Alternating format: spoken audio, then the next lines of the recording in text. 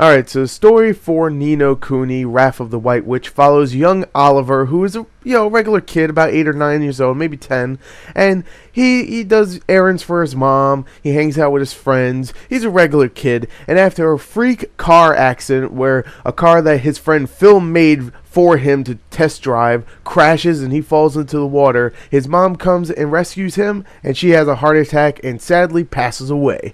And of course, young Oliver is very upset because he has no father and now he has no mother. Oh, sad. But luckily, Oliver does that Disney cliche where he starts crying onto something and that something springs to life, and his little doll that he starts crying on actually turns into Drippy, the Lord of the Fairies. And this Drippy character tells Oliver that, dude, you are the pure-hearted one. That means you can defeat this evil wizard named Shadar. You need to come to my world and help me train in the magic arts of wizardry and go and stop this guy before he takes over my world and everybody in it. Oliver agrees to do this only because if he does this, there is a chance that he can actually save his own mom in his own world. So he, of course, does it, and throughout the adventure, he learns different spells and meets a bunch of different characters. Some will actually come onto his team, and he meets a bunch of different creatures that he can actually control as his own.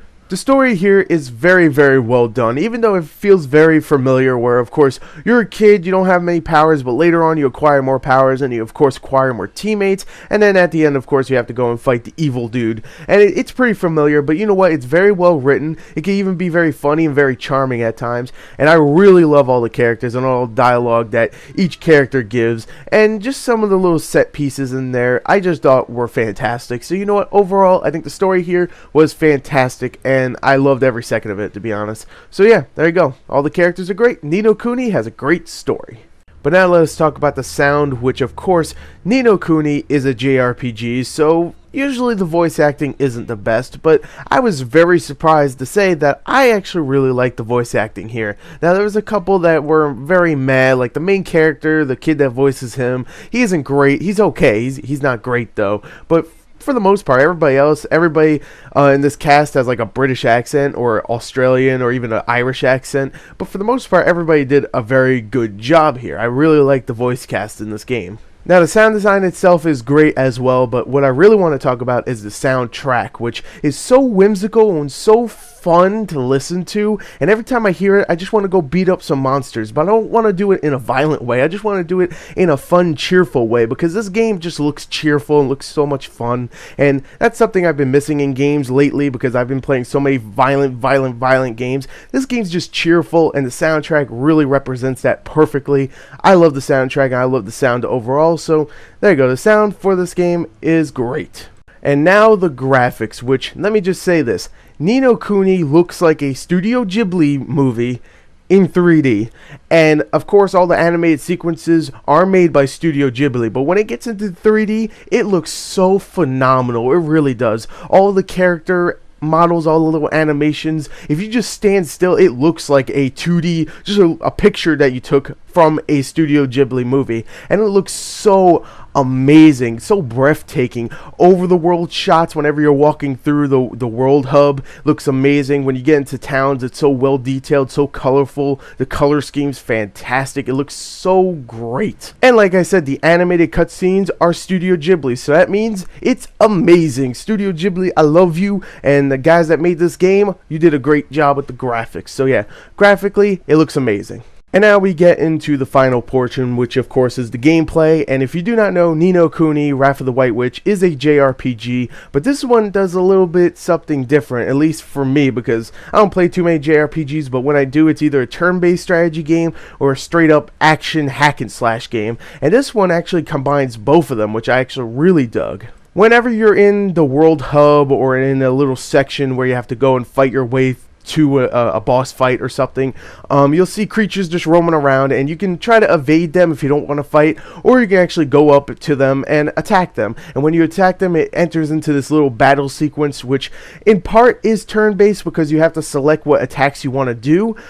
but it's also real time because you actually move around and like maneuver behind creatures and do some strategic strikes. And what's really cool in this game is that you get creatures called familiars, which are pretty much Pokemon. When you get a familiar, you have to use this little harp thing that one character gets that serenades them, and then you could capture them like a Pokeball, and then you can use them whenever you want. And there's a wide variety of them, and each one actually can level up and then of course evolve into a different creature, which is really cool. And each one of these creatures actually have their own different attacks and can acquire different attacks and stuff. And you can use each one to go and, of course, battle with.